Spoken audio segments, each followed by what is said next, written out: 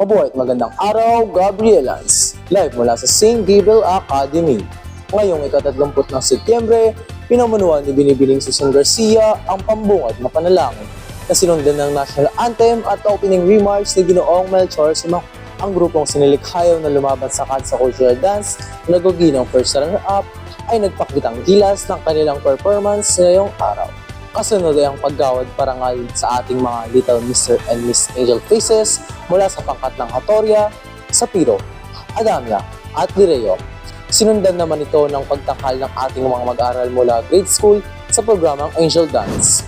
Naganap din ang pagtanghal ng ating mga talentadong estudyante mula sa koral. Binigyang parangal naman nila Binibining Angelica Ruiz at Ginoong Serafin Paraiso ang programang Angel Dance. Sa oras ng alas 12 ay pinamunuan naman ni Mr. Freddy Gonzalez Jr. ang mensahe sa pagtatapos na naganap na programa.